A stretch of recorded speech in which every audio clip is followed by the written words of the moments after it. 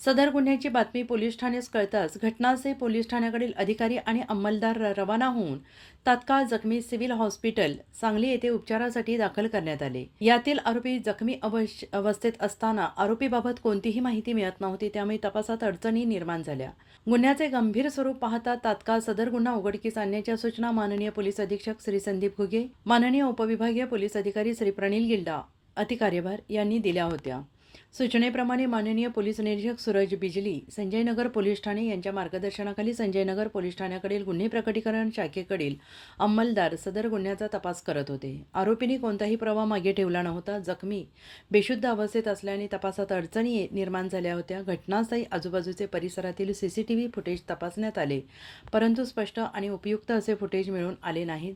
सहाय्यक पोलीस निरीक्षक किरण स्वामी आणि गुन्हे प्रकटीकरण शाखेकडील अंमलदार पोलीस हेड कॉन्स्टेबल 79, विनोद साळुंखे पोलीस कॉन्स्टेबल 1651 सुशांत लोंढे यांनी कौशल्यपणाला लावून गोपनीय बातमीदारामार्फत वरील आरोपीने सदरचा गुन्हा केल्याची माहिती प्राप्त करून घेतली आणि आरोपी खिराडकर पेट्रोल पंपासमोर असल्याने झुडपात येऊन लपून थांबल्याची बातमी मिळाली होती आणि या बातमीप्रमाणे तात्काळ त्या ठिकाणी रवाना होऊन सापळा रचून त्यांना पळून जाण्याची संधी न देता गुन्हा दाखल झाल्यापासून 24 तासाच्या आत सदर आरोपीस ताब्यात घेऊन त्यांच्याकडे अधिक चौकशी केली असता यातील जखमी हा आरोपीच्या मित्राच्या घरात वाकून बघत असताना आरोपींनी त्यास काय बघत आहे असं विचारलं असता त्याने शिवीगाळ करून हाताने मारहाण करू लागल्याने आरोपीने रागाने त्यांच्याकडील कोयत्याने त्याच्या डोक्यात मारून त्याचा खुनाचा प्रयत्न करण्याचा गुन्हा केल्याची कबुली दिली आहे।